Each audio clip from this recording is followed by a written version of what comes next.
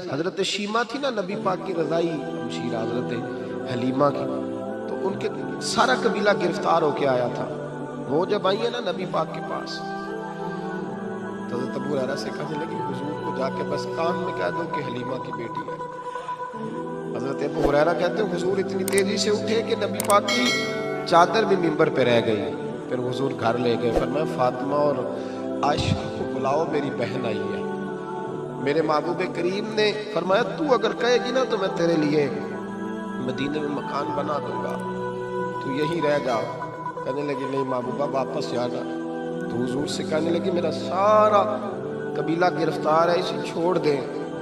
حضرت ابو ہریرہ کہتے ہیں ہر کام حضور نے مشورے سے کیا، پر جب بہن نے کہا نا چھوڑ دے، اور میں کوئی مشورہ نہیں، جیسے تو کہے گی ویسے ہی ہو جائے گا، جیسے تو کہے گی ویسے ہی ہو جائے گا، جس طرح تو چاہے گی.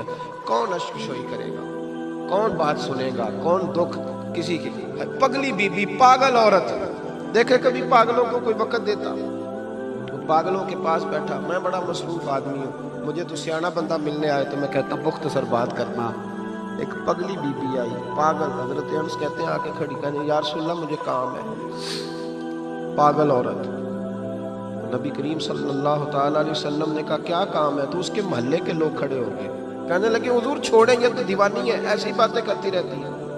جناب انس بن مالک فرماتے ہیں حضور ناراض ہوئے، فرمایا تم سے بات کر رہی ہے کہ مجھ سے کر رہی ہے؟ کرنے تو باتیں، کیا بات ہے بتا. کہنے لگی حضور یہاں نہیں کرنی، میرے ساتھ آئے. نبی کریم اس کے پیچھے پیچھے چلنے لگے. جناب انس فرماتے ہیں کہ صحرا میں لے گئی. نبی پاک ریت پہ بیٹھ گئے، سامنے بیٹھ گئی. کہنے لگی حضور بچوں کو منع کرے، مجھے روڑے مارتے. فرمایا میں کہہ دوں گا، اب نہیں کرے گا. حضور میرے گھر والے میری بات نہیں سنتے. فرمایا میں سمجھاؤں گا. یا رسول اللہ یہ پاگل کہہ کے چھیڑتے. حضور نے فرمایا ایک کوئی نہیں کہے گا، میں منع کر دوں گا. حضرت انس کہتے ہیں دیر تک حضور کو ریت پہ حضور بیٹھے. یار یہ بھی سنت ہے میرے نبی، صرف کھانے کے درمیان میٹھا کھانا ہی سنت نہیں میرے بھائی، یہ بھی نبی پاک کی سنت ہے، یہ بھی رسول پاک کا طریقہ ہے. نبی کریم نے دیر تک وقت دیا، دیر تک. کبھی ہستی کبھی رو دیتی. حضرت انس کہتے ہیں میں نے یہ انداز بھی دیکھا، جب وہ ہستی تو حضور بھی ہستے. کبھی کو پاگل کے غم سن کے بھی رویا. لیکن ایسا کوئی محبوب کہیں ہوگا نہ کہیں ہے، بیٹھا ہے چٹائی پہ مگر عرش نشیں ہے. میرے محبوب نے کھل کے باتیں سنی، کھل کے اپنی مرضی سے. کہنے لگی محبوبہ میں تھک گئی ہوں، اب آپ جائیں. حضور میں تھک گئی ہوں، آپ جائیں. نبی کریم اٹھے اور اٹھ کے فرمایا کسی کا خیال نہ کرنا، جب تیرا دل کرے دوبارہ آ جا. یار یہ حسن ہے، یہ وقار ہے کہ تو اشک شوئی کس طرح. میں نا ابھی انتظار کر رہا ہوں، میں ابھی انتظار کر رہا ہوں کہ ایم این اے آئے گا تو اس غریب کی مدد کرے گا. میں ابھی انتظار کر رہا ہوں کہ ایم پی آئے گا تو اس کی مدد کرے گا. میں ابھی انتظار کر رہا ہوں کہ بہت بڑا سیٹھ آئے گا تو مدد کرے گا. جب محلے کا اور گاؤں کا چودھری کسی غریب پہ ظلم کر رہا ہوتا ہے تو میں اپنے بچے کو کہہ رہا ہوتا تو نہ اس لڑائی میں جانا. ہمیں کیا لگے تو کون پھر اس کا ہاتھ. ظلم پھر ختم کیسے ہوگا؟ پھر کیا طریقہ ہے ظلم ختم کرنے کا؟ جب کوئی ظالم کو ظالم کہنے کوئی تیار نہ ہو. وہ زمانہ جب نبی کریم صلی اللہ تعالی وسلم مکہ شریف میں اعلان نبوت فرمایا تھا تو سارا مکہ مخالف ہو گیا، سارا مکہ. ایک وقت عروج کا ہوتا ہے، ایک وقت ایسا ہوتا ہے جب غربت ہوتی ہے، ابتدا ہوتی ہے. اسلام پر غربت کا زمانہ. قبیلہ بنو آراش کا ایک شخص مکے آیا. وہ کہتا ہے میں چھوٹا سا تاجر تھا. میری باتوں کی سمجھ تو آ رہی ہے نا آپ حضرات؟ جو نہیں بول رہے انہیں بھی آ رہی ہے. اللہ تعالیٰ آپ کو جزا دے. بس ایک تو بات اور عرض کرنی ہے آپ حضرات. حضرت طارق بن عبداللہ رضی اللہ تعالیٰ عنہ اس کے راوی ہیں، فرماتے ہیں وہ بنو آراش کا رہنے والا شخص آیا. وہ کہتا میں چھوٹا سا تاجر تھا، بیوپاری تھا. میں گاؤں سے جانور اونٹ گھوڑے خریدا کرتا، مکے میں لا کے بیچتا، مدینے میں لے جا کے بیچتا، طائف میں. میں ایک دفعہ نا بڑے سرخ رنگ کے خوبصورت 2 اونٹ مکے لایا. میں مکے کے لوگوں کو زیادہ نہیں جانتا تھا، منڈی میں جو لوگ آتے جاتے تھے انہیں جانتا تھا، مال بیچ کے چلا جاتا تھا. آج میں مکے میں داخل ہوا تو ابو جال مجھے کہنے لگا یہاں ایک شخص نے دعویٰ نبوت کیا، اس کے قریب نہ جانا. میں نے کہا ٹھیک ہے نہیں جاؤں گا.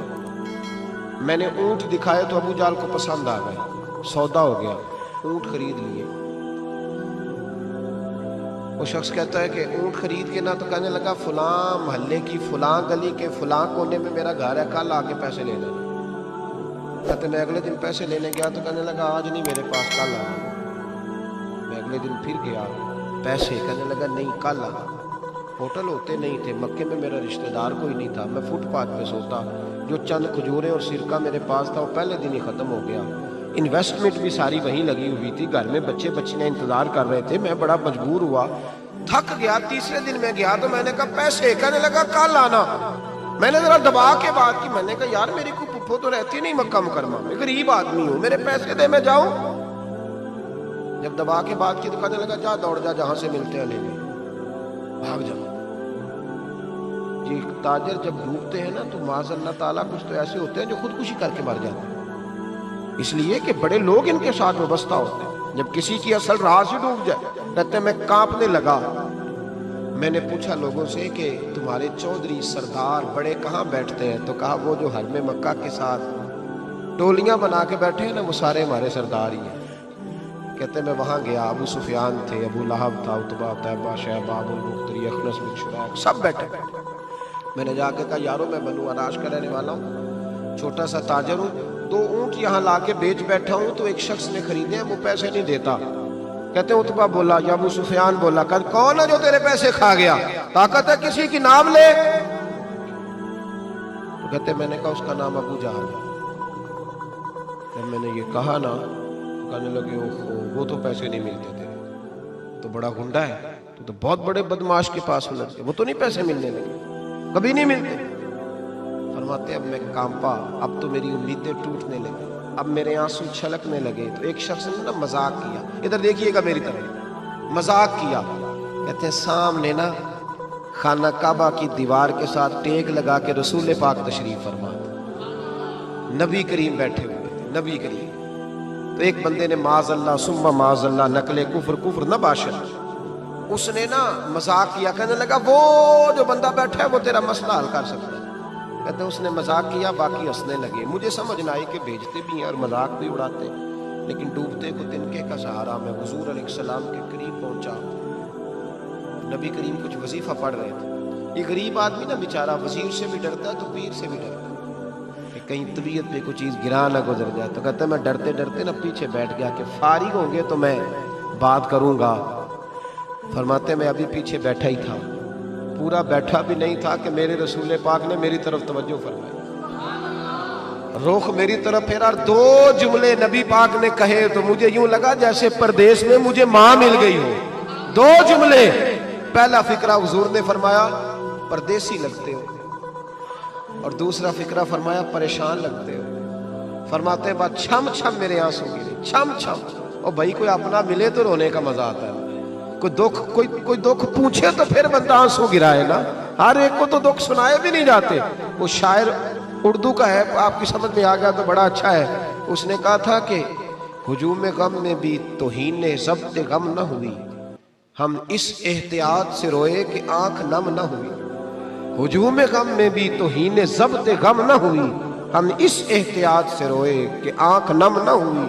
ہم روئے بھی ہیں پر ہم نے کوشش کی ہے کہ کوئی ہمارے آنسو نہ دیکھے، چھپ چھپا کے روئے۔ فرمانے لگے نبی رحمت صلی اللہ علیہ وسلم نے فرمایا پردیسی اور پریشان لگتے ہو۔ کہتے میں جب رویا نا تو کریم رسول نے کام بھی نہیں پوچھا، یہ بھی نہیں پوچھا مسئلہ کیا، مجھے تبکی دی۔ فرمایا چپ کر، روتا کیوں ہے؟ جیسے تو کہے گا ویسے ہی ہو جائے گا۔ کیا کہا بریلی کے امام نے؟ فرمانے لگے غم زدوں کو رضا مجدہ دیجئے کہ ہے، جاؤ اعلان کر دو، غم زدوں کو رضا مجدہ دیجئے کہ ہے، بے کسوں کا سہارا ہمارا نہ۔ نبی کریم نے فرمایا فکر نہ کر، جیسے تو کہے گا ہو جائے۔ کہتے حضور پہلے مجھے گھر لائے، سرکہ کھلایا، کھجوریں دی، دودھ پلایا، میں 2-3 دنوں کا بھوکا تھا، میں نے راج کے کھایا۔ کہتے ہیں جب میں سیر ہو گیا نا میری تسلی ہو گئی۔ اب حضور نے فرمایا بتا تیرا مسئلہ کیا ہے؟ سارا علاقہ کسی اور طرف ہے، شہر کسی اور طرف ہے، پر میرے نبی حق کے ساتھ ہے۔ حالات نہیں ہے اس وقت کہ حق کے ساتھ کھڑا ہوا جائے، پر حضور حق کے ساتھ ہے۔ میرے نبی کریم سید عالم صلی اللہ تعالی علیہ وآلہ وسلم نے فرمایا، کریم رسول فرمانے لگے کیا مسئلہ ہے؟ ابو جہل پیسے نہیں دیتا۔ فرمایا اس نے کیوں نہیں دینے، دے گا پیسے، کیوں نہیں دینے پیسے؟ دیکھ کچھ لوگ نا کچھ لوگ شرافت کو بزدلی سمجھتے ہیں. وہ ایک درویش تھا تو کسی نے سخت بات کر دی تو کہنے لگا میرے ساتھ سخت بات نہ کر, ایٹ سٹ تے پکھڑا کوار گندل اسی اور بھی بوٹیاں جا رہے ہیں. ایٹ سٹ تے پکھڑا کوار گندل تے اسی. اور اس کا ترجمہ اقبال نے بھی کیا. اقبال کہنے لگے ہو ہلکا یارا تو بریشم کی طرح نرم, پر رزم حق و باطل ہو تو فولاد ہے مومن. رزم حق و باطل ہو تو اشداء علی الکفار رحماء بینہم, کافر پہ سخت اور آپس میں رحم. یہ اصول ہے مومن کا. نبی کریم نے فرمایا کیوں نہیں پیسے دینے, دے گا. ان الذین قالوا ربنا اللہ ثم استقاموا تتنزل علیہم الملائکہ, جو رب کا نام لے کے ڈٹ جائے اللہ اس کی مدد کے لیے فرشتوں کا نزول فرما دیا کرتا ہے. نبی کریم علیہ السلام ساتھ چلے آہستہ آہستہ. اور بھائی کونسلر رکا بھی لکھ دے تو اس کی مہربانی. ویسے تو کونسلر کے دروازے پہ سویرے کو چلا جائے نا غریب آدمی, امیر آدمی پہ تو خیر پرچہ بھی ہو تو ایسا تو سب پوچھتے ہیں چور صاحب درخواست آئی ہوتا کی کرتا ہے, تو غریب آدمی کو لے جاتے ہیں تو وہ پھر جاتا ہے بیچارہ کونسلر صاحب کے پاس, چودھری صاحب کے پاس. تو پھر اندر سے پیغام آتا ہے کہ چودھری صاحب ٹوتھ پیسٹ کر رہے ہیں, پھر پیغام آتا ہے کہ بریڈ گرم ہو رہا ہے, پھر پتہ چلتا ہے کہ وہ اخبار پڑھ رہے ہیں. وہ غریب باہر بیٹھا ہے, پھر باہر آ کے پوچھتے ہیں گاڑی کرا کے لائے ہو, وہاں کیسے جانا ہے. وارث شاہ مان کری نہ وارثہ, رب بے وارثہ کر کے مار دائی. بے پروائی ویک سجن دی جتھے کسے دی پیش نہ جاوے, انہیں تاجاں والے در در رولے, تاجاں والے در در رولے تے منگتے آ تخت بٹھاوے. وہ سجنا کسے نو کارا مل دائی, کوئی کعبے ہو خالی آوے, ڈھار اس کی بے نیازی سے. اور بڑے بڑے حاجی نمازی, ناراض نہ ہونا میری بات سے, بڑے بڑے حاجی نمازی حق کی بات کرنی ہوتی ہے تو پیچھے ہٹ جاتے ہیں. ایک بابا بلے شاہ صاحب کی بات نہ کرتے درمیان میں. بابا صاحب نے بڑا شکوہ کیا, کہنے لگے آج بھی کیتی جاندے ہو تے لہو بھی پیتی جاندے ہو, آج بھی کیتی جاندے ہو تے لہو بھی پیتی جاندے ہو, کھو کے مال یتیماں دا تے بھیج مسیتی جاندے ہو, پھٹ دلاں دے سیندے نہیں تے ٹوپیاں سیتی جاندے ہو, نفس تے چھری پھیر دے نہیں تے دمبے کیتی جاندے ہو, فرض پلائی بیٹھے ہو تے نفلہ نیتی جاندے ہو. او دسو تے صحیح بلے شاہ نو ایک ہی کیتی جاندے ہو, او کچھ دسو تے صحیح بلے شاہ نو ایک ہی کیتی. نبی کریم صلی اللہ علیہ وسلم نے فرمایا دینے کیوں نہیں, ہم حق کے ساتھ. حضور ساتھ چلے تو وہ شخص کہتے ہیں جب گلی میں حضور جا رہے تھے نا تو میرے دل میں خیال آ رہا تھا کہ وہ تو بڑا بدماش ہے اور حضور تو بولتے بھی دھیما دھیما ہے, وہ تو بڑا گنڈا ہے, اور میں 100 باتیں کرتا تو حضور ایک جواب دیتے, نیچی نظروں کی شرم و حیا پر درود, اونچی بینی کی رفعت پہ لاکھوں سلام. تو محبوب پاک کیسے بات کریں گے, وہ تو بڑا بے حیا ہے. لیکن کہتے ہیں سارے رستے حضور نے کوئی بات نہ کی, کک سواد نہیں مشری اندر, اسا کھنڈا بھی چک ڈٹھیاں, اینا ساریاں شیواں نالوں گلاں سجن دیاں مٹھیاں. یہ کس قسم کا عذاب ہے, جمعے پڑھ گئی ٹڈیاں آ گئی. یہ اللہ نے عذاب نازل کیا. جب وہ عذاب میں مبتلا ہوئے تو موسیٰ علیہ السلام سے کہا کہ آپ اللہ سے دعا کریں کہ ہم سے یہ عذاب ٹل جائے. اگر ایسا ہوا تو ہم ایمان لے آئیں گے, بنی اسرائیل کو بھی آزاد کر دیں گے. لیکن موسیٰ علیہ السلام کی دعا کے نتیجے میں جب عذاب ٹل جانے کے بعد فرعونی پھر اپنے وعدے سے پھر گئے.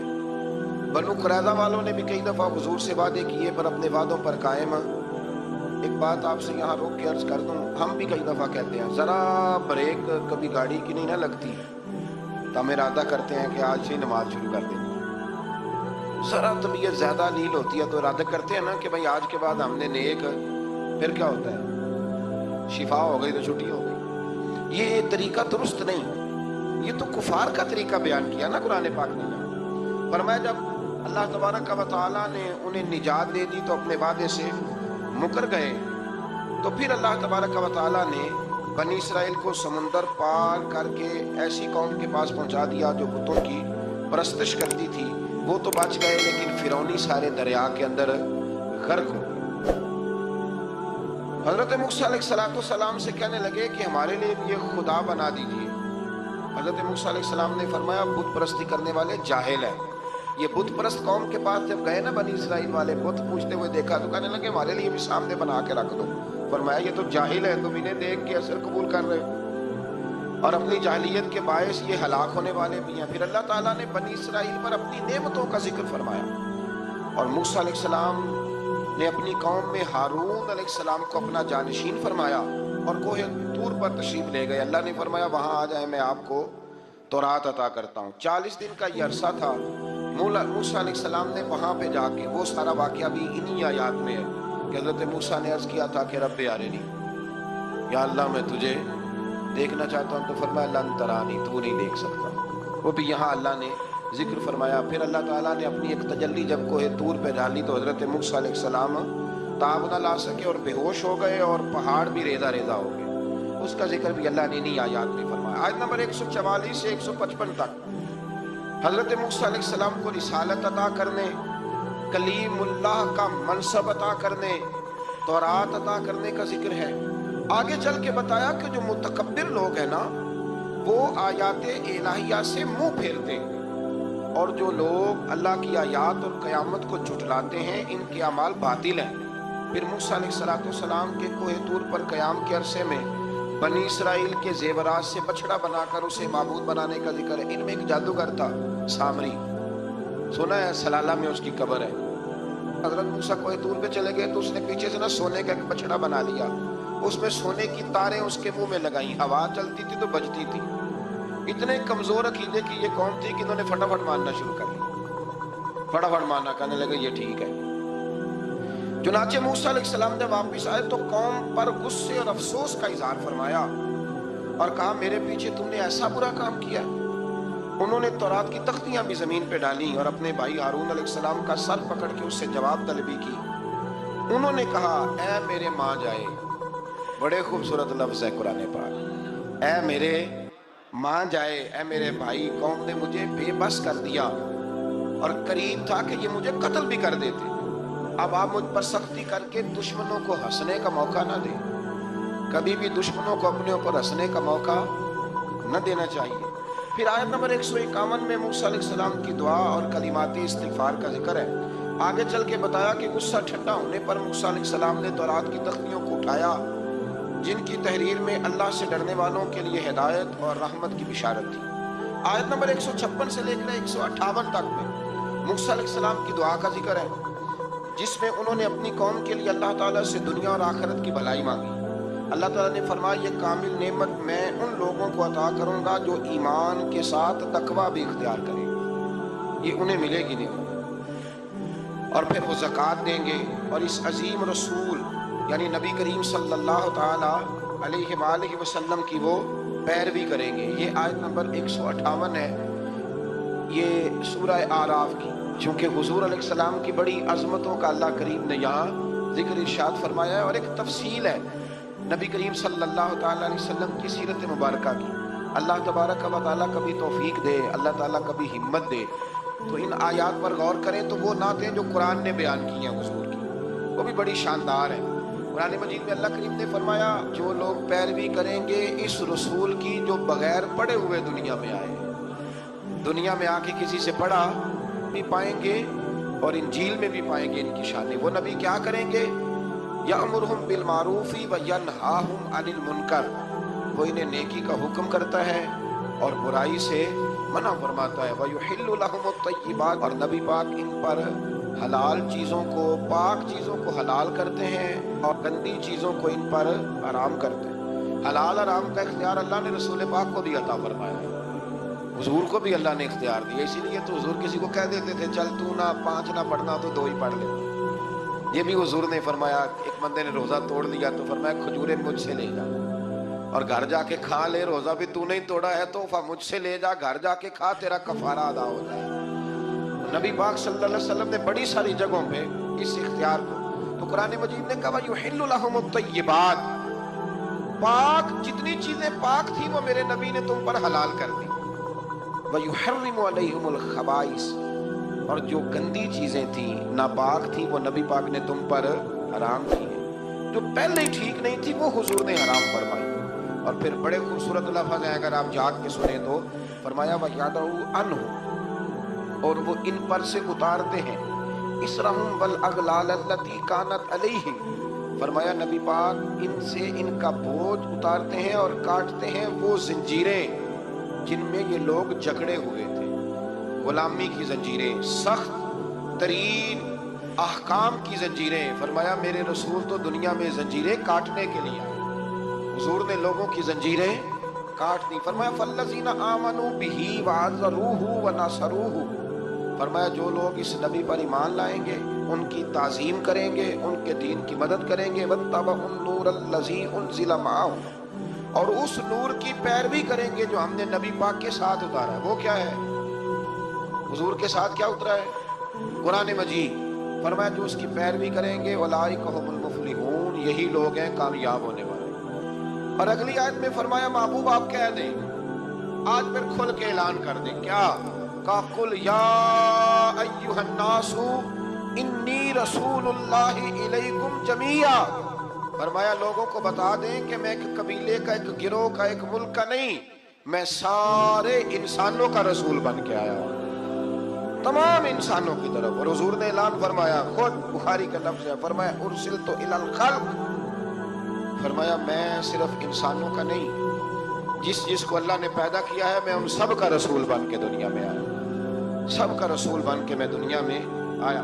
تو ان آیات کے اندر اللہ تبارک و تعالیٰ نے رسول کریم علیہ السلام کی ان ساری عظمتوں کو بیان فرمایا. آیت نمبر 160 میں موسیٰ علیہ السلام کے پتھر پر ضرب لگانے اور ان کے قوم کے 12 قبیلوں کے لیے 12 چشمے جاری ہونے کے معجزے، اور پھر بادل کے سایہ کرنے والا معجزہ، من اور سلوہ کے اترنے کا بیان بھی فرمایا. اور اس کے بعد اس امر کا بیان بھی فرمایا کہ بنی اسرائیل کو حکم ہوا کہ معافی مانگتے ہوئے اور سجدہ کرتے ہوئے بیت المقدس میں داخل ہو جاؤ، مگر انہوں نے اس مسئلے میں بھی تعریف کر دی، اس کو بھی بدل دیا. مزید بتایا کہ سمندر کے کنارے جو ایک بستی تھی، انہیں ہفتے کے دن وہاں مچھلیاں پکڑنے سے منع کیا گیا تھا، مگر انہوں نے اللہ کے حکم کی نافرمانی کی، سوائے ایک گروہ کے. بنی اسرائیل کی نافرمانیوں کے باعث اللہ نے ان کی صورتوں کو بدل دیا. اللہ نے انہیں، ایک شخص نے ایک بزرگ سے پوچھا کہ نبی پاک علیہ السلام کی رحمت سے ہمیں کیا ملا ہے؟ معاذ اللہ، اگر میں ابھی پوچھوں کہ حضور کی رحمت سے کیا ملا ہے، تو بزرگ کہنے لگے کہ اس طرح کر، شام کو گھر جانا اور آئینے کے آگے کھڑے ہونا اور اپنے پچھلی زندگی کے سارے اعمال دیکھنا اور پھر اپنا چہرہ دیکھنا.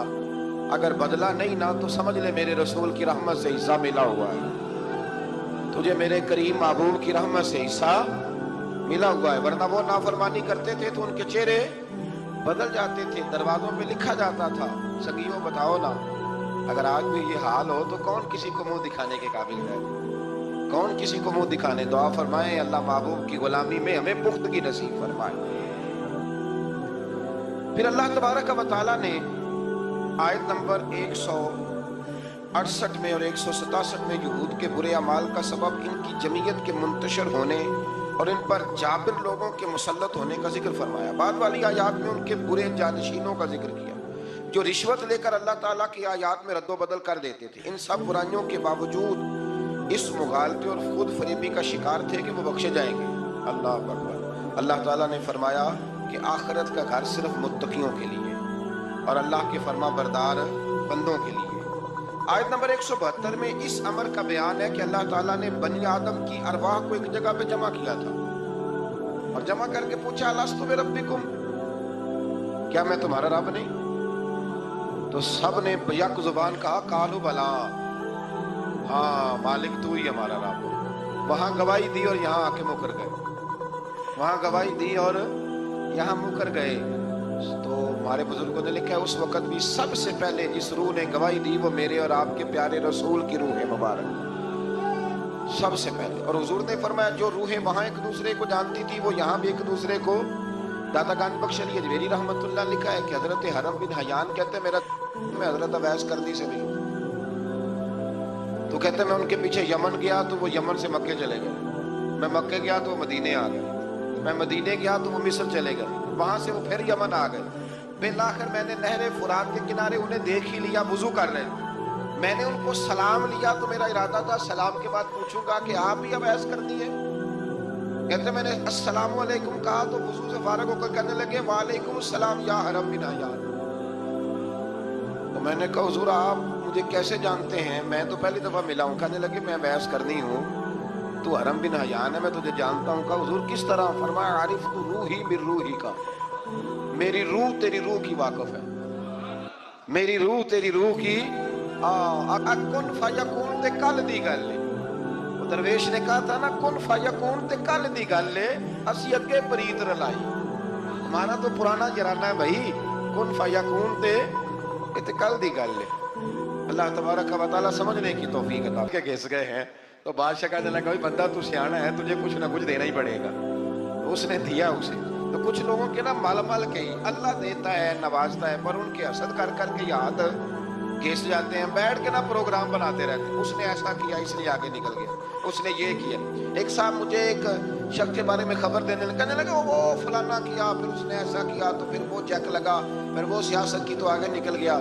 میں کہ پتا تھے تینوں بھی سارا ہی سی تو تم ہی لا لینا سی، کیونکہ تم بڑی باریک خبر دے رہا ہے کہ یہاں سے اس نے ایسے کیا تو پھر اس طرح کر کے اس نے ایسے کیا۔ ایسا نہیں ہوتا، جڑیاں گڈیاں آپ ہی اڈیاں، او نہ چڑھن اونچائیاں، او ہی گڈیاں اونچیاں اڈیاں جڑیاں سائیاں آپ چڑھائیاں۔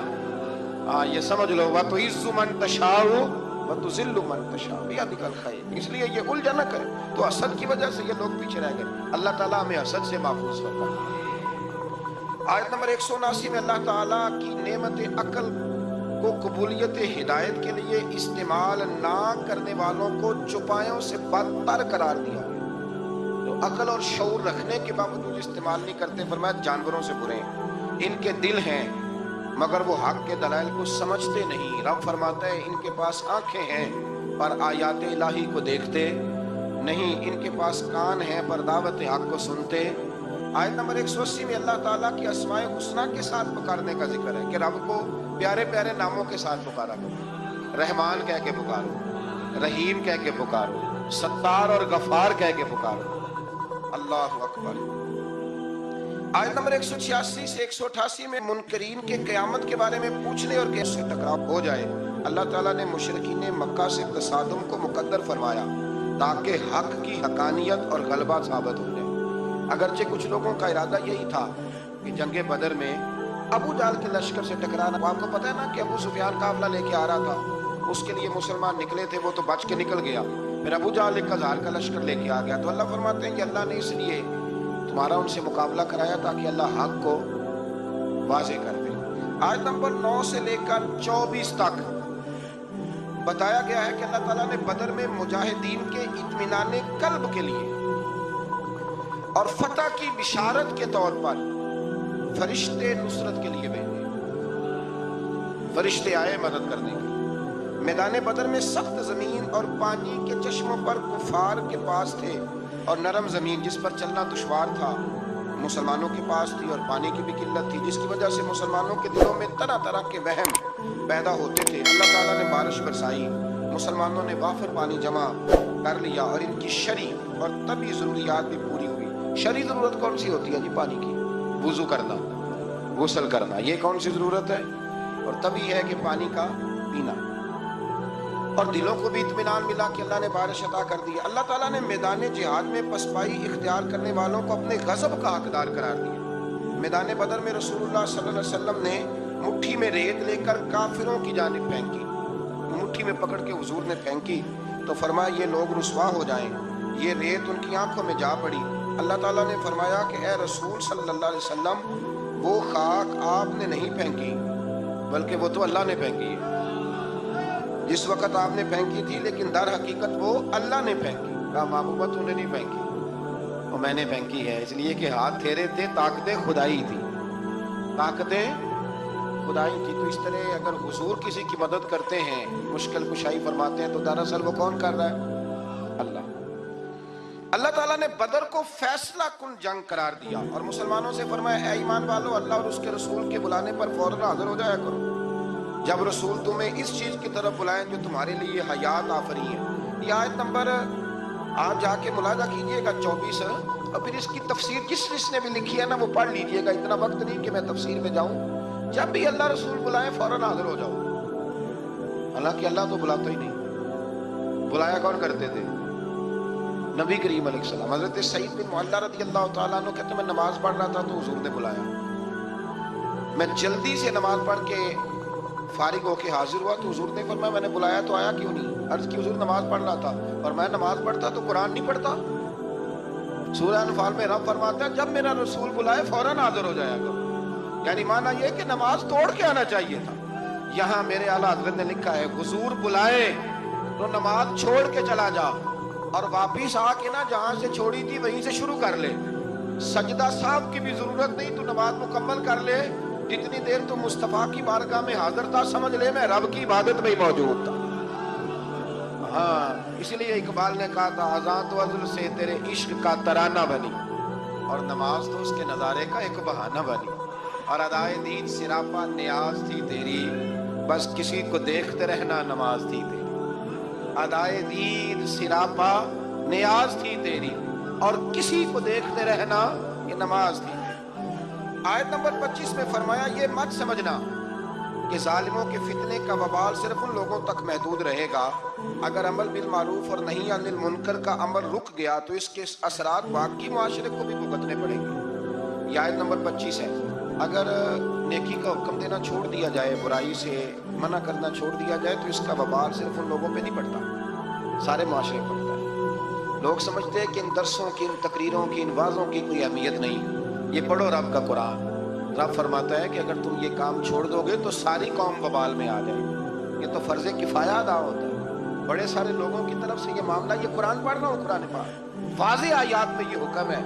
لوگ کہتے ہیں اتنا سال ہو گئے درس دیتے پھر لوگ بدلے کیوں نہیں؟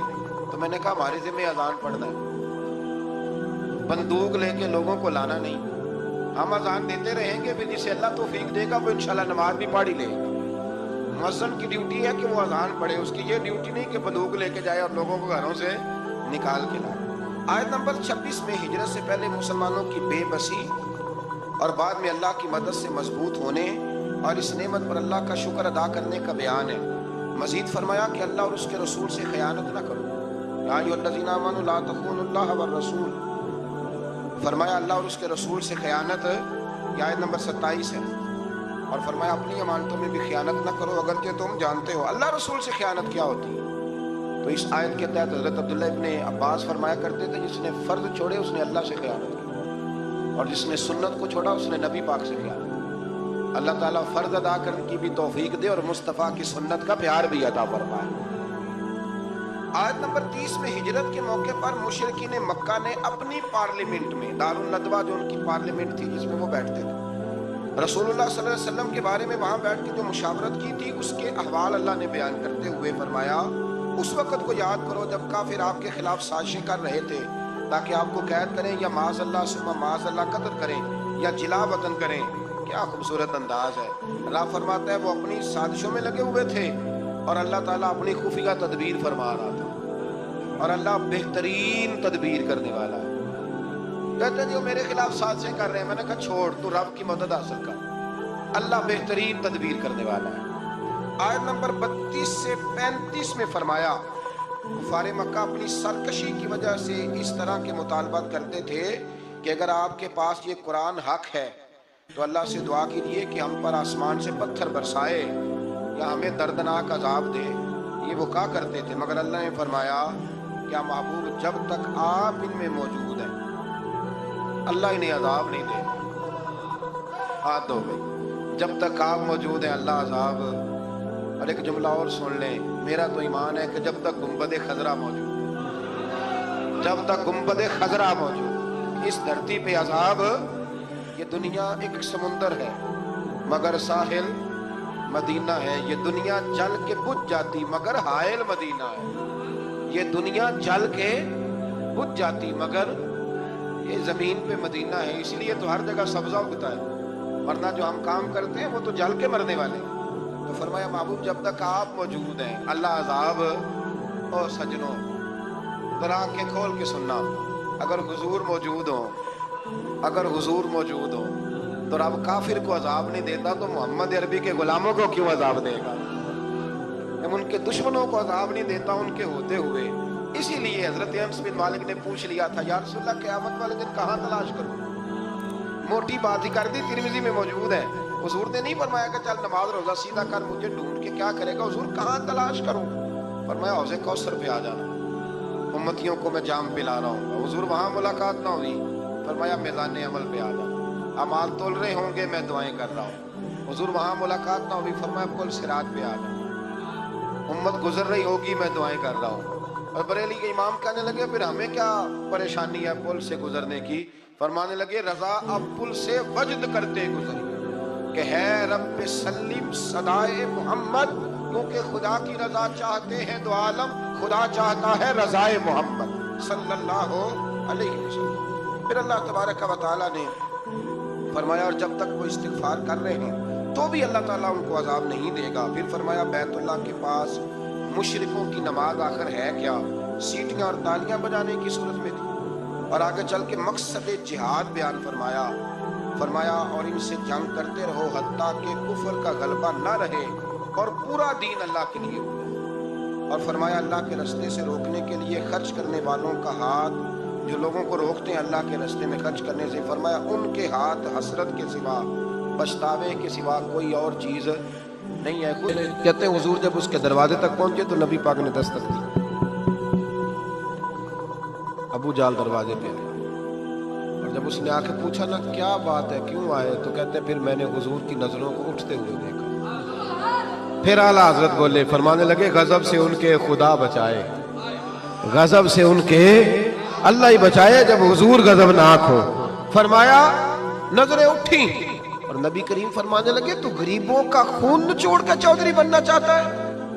ان مسکینوں کی گردنیں جھکا کے غریب آدمی اب بول نہیں سکتا, انہیں برا کہہ کے چودھری بننا چاہتا ہے؟ یہ تیری سرداری ہے, یہ تیرا کمال ہے. اس پردیسی کے پیسے دبا گیا, لا پیسے اس کے. اس نے ہاتھ باندھ دیے, کہنا جی میں ہونی لے آیا جی. دوڑا گیا اندر سے. میرے رسول پاک کو اللہ نے روب عطا فرمایا. نبی پاک فرماتے ہیں میں 1 مہینہ دور ہوتا ہوں تو دشمن میرا پھر بھی ڈر رہا ہوتا. یہ اللہ نے روب دیا محبوب پاک, ابھی لایا جی. دوڑا گیا, گھر سے پیسے لایا. میرے کریم رسول نے نا وہ پیسے اس شخص کو تھمائے. ادھر سے ابو سفیان نے ایک جاسوس بھیجا تھا, جاؤ دیکھ کے آؤ ابو جال کیا کرتا ہے. وہ بھی چھپ کے دیکھ رہا تھا. نبی کریم ابو جال سے کہنے لگے تیری دوبارہ شکایت نہ آئے. کہنے لگا جی آئندہ احتیاط کروں گا. حضور میں پیسے اسے دیے. اب کسی شخص کی لوٹی ہوئی دولت مل جائے اور ڈوبے ہوئے خزانے نکل آئے تو کتنا راضی ہوتا ہے. حضور نے دیے تو خوش ہو گیا. دیکھو میرے محبوب کا کمال. یہاں کچھ لوگ نیکی کرتے ہیں تو پھر سواری بھی کرتے ہیں کہ اب روز میرا شکریہ ادا کر کیونکہ میں نے نیکی کی ہے. محبوب فرمانے لگے تو اگر کہے تو میں جاؤں. خود بھیک دے خود ہی کہیں منگتے کا بھلا ہو. تو کہے تو جاؤں, کہے تو جاؤں. بیچارہ رو پڑا. کہنے لگا محبوبہ اس شانوں والی ماں کا نام پوچھ سکتا ہوں جس کے گھر میں تیرے جیسا لال آیا ہے؟ اس عظمتوں والے باپ کا نام جس نے تیرے جیسا لال جنا؟ محبوبہ وہ شانوں والا قبیلہ جس میں آپ آئے, آپ کا نام. حضور نے فرمایا نام چھوڑ, تجھے تکلیف ہوگی, یہ لوگ تجھے پریشان کریں گے, تو بس یہ پیسے رکھ. حضور اگلی گلی میں گئے تو جاسوس کہنے لگا ان کے پیچھے نہ جانا, یہ معاذ اللہ جادوگر ہے, ساحر ہے. اس نے ہاتھ جھٹکا, کہنے لگا دفع ہو جا, تو بھی جھوٹ بولتا ہے اور تیرے سارے سردار بھی جھوٹ بولتے ہیں. اگر کائنات میں کوئی سچا ہے تو وہ محمد عربی کی ذات سچی ہے, یہ رسول کائنات. میرا اور آپ کا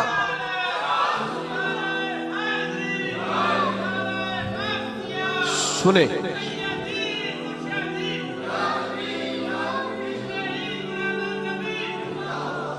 کچھ نہیں, جو بندہ کچھ نہیں نہ کر سکتا وہ کسی کو تسلی تو دے سکتا ہے کہ نہیں؟ اتنا تو ہو سکتا ہے نا. قرآن مجید نے کہا یا ایھا النبی انا ارسلناک شاہدا و مبشرا و نذیرا. میرے رسول پاک نا خوشخبریاں سنانے آئے, ڈر سنانے آئے. تھوڑا تھوڑا نا ایک دوسرے کا ہاتھ پکڑنا شروع کریں, چھوڑ دیں انتظار کرنا. مجھے بڑا اچھا لگا یہ لبیک فاؤنڈیشن جو ان دوستوں نے بنائی. دیکھو خیر کا کام کوئی بھی کرے نا, میری ایک طبیعت ہے, میں کہتا ہوں کہ میں یہاں آپ کے یہاں بیان کر رہا ہوں تو فیصل آباد میں جو بندہ اس وقت تقریر کر رہا ہے نا, مجھے اس کی تعریف کرنی چاہیے, اس لیے کہ میں یہیں کر سکتا ہوں اس وقت, وہاں جا کے نہیں کر سکتا. جو لاہور میں کر رہا ہے مجھے اس کو سپورٹ ہے. ہم پتہ کیا کرتے ہیں کہ خیر بس وہی ہے جو میرے پاس ہے, دائیں بائیں کچھ بھی نہیں. خدا مجھے ایسی خدائی نہ دے کہ اپنے سوا کچھ دکھائی نہ دے. ایسا نہ کرو, جتنا بھی جہاں بھی جو بھی اچھا کام کر رہا ہے اس کو سپورٹ کریں. اس سے نا ایک یونٹی پیدا ہوگی, ایک خوبصورتی آئے گی.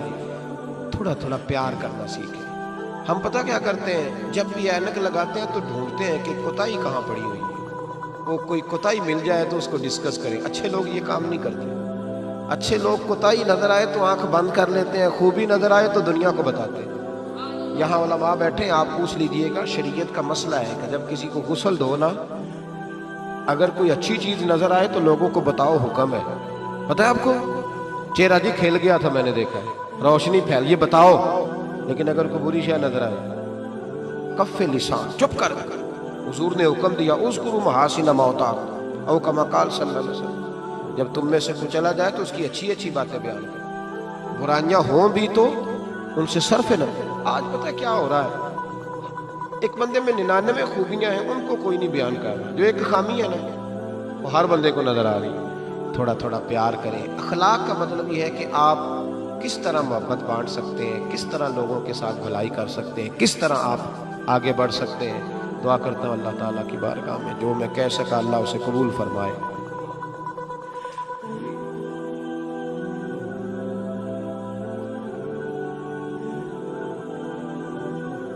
بات یہ ہے کہ بہت ساری باتیں ایسی ہیں، ابھی آتے آتے میرے کان میں بھی کچھ کہا جا رہا تھا، کیونکہ سوشل میڈیا نا جی، تو دوست جو ہیں وہ باتیں سنتے رہتے ہیں، کرتا رہتا ہوں میں۔ اللہ تبارک و تعالیٰ توفیق عطا فرمائے۔ ایک حدیث میرے ذہن میں اور ہے، جیسا کہ انہوں نے اشارہ دیا، میں نا اسی انداز میں وہ والی روایت چلے بیان کر دیتا ہوں، ان کی بات بھی پوری ہو جائے گی اور عنوان بھی تھوڑا سا آگے چلا جائے گا۔ نبی کریم علیہ السلام جب احساس فرماتے تھے نا، احساس، تو وہاں میرے نبی پاک نے جانور کا بھی احساس فرمایا۔ پتہ کیا ہوتا ہے، جب احساس پیدا ہو جائے تو پھر سب کا ہو جاتا ہے، اور جب نہیں نہ پیدا ہوتا تو پھر اپنا ابا بھی روتا رہتا ہے، پھر اپنی اماں بھی پریشان رہتی ہے۔ احساس کی شدت۔ حضرت ابوبکر صدیق رضی اللہ تعالیٰ عنہ فرماتے ہیں، میں نبی کریم صلی اللہ تعالیٰ علیہ وسلم کے ساتھ تھا، ہم ایک جگہ سے گزر رہے تھے تو رش بہت زیادہ تھا۔ یہ بخاری میں بھی ہے، لیکن زیادہ تفصیل حضرت امام جلال الدین سیوطی کی الحاوی للفتاوی میں آپ کو ملے۔ کہتے ہیں کہ گزر رہے تھے تو رش تھا، تو حضور نے فرمایا پتہ کرو یہاں کیا ہے۔ کہتے میں گیا تو کہا یا رسول اللہ، ایک اونٹ پاگل ہو گیا، لوگوں کو کاٹ رہا ہے۔ نبی کریم نے فرمایا پیچھے ہٹو، میں چلتا ہوں۔ اب یہ لفظ لکھے ہیں امام سیوطی نے کہ لوگ نا اونٹ کو قابو کرنے کی کوشش کر رہے تھے تو نیزے مار رہے تھے، تیر، آپ کو پتہ ہے نا، ہلکان کرنا چاہتے ہیں کہ وہ جو ہے نا وہ اس قدر کمزور ہو جائے کہ گر جائے۔ پاگل جو ہو گیا تھا، کاٹ رہا تھا۔ کہتے ہیں حضور نے جب اس کی کیفیت دیکھی تو نبی پاک نے جلال فرمایا پیچھے ہٹ جاؤ، یہ کیا طریقہ ہوا؟ مطلب حضور نے انہیں پیچھے کیا تو وہ اونٹ، جانور، یہ صحیح بخاری کی متواتر درجے کی حدیث ہے۔ نبی کریم نے فرمایا ارسلت الی الخلق، میں صرف انسانوں کا نہیں، میں اللہ کی ساری مخلوق کا رسول بن کے آیا، میں مخلوق کا رسول ہوں، مخلوق کا، وما ارسلناک الا رحمۃ للعالمین۔ نبی کریم صلی اللہ تعالی علیہ وسلم نے جب دیکھا تو اونٹ حضور کی طرف دوڑتا آیا، اس نے آ کے حضور کے قدم چھوئے، رسول کریم نے اس کی پشت پر ہاتھ پھیرا۔ امام سیوطی نے لکھا کہ اونٹ کی آنکھوں میں آنسو، ایسا بھی کبھی ہوا ہے وہ رو پڑا، تو میرے محبوب نے فرمایا اس کے مالک کو بلاؤ۔ جب تک وہ مالک کو بلانے گئے، حضور نے رسی لی، اس کے ناک میں نکیل ڈالی، حضور نے اسے باندھا، چارہ کھلایا، پانی پلایا، اور جب مالک آیا تو حضور نے فرمایا وہ پاگل نہیں ہے، وہ تو تمہاری شکایت کر رہا ہے۔ وہ کہتا ہے حضور ضرورت سے زیادہ بوجھ ڈالتا ہے اور چارہ اور پانی بھی وقت پہ نہیں دیتا، وہ تو شکایت کر رہا ہے۔ جب احساس پیدا ہوگا نا، احساس، تو پھر دروازے پہ بندھی ہوئی بھینس کا بھی خیال آ گیا۔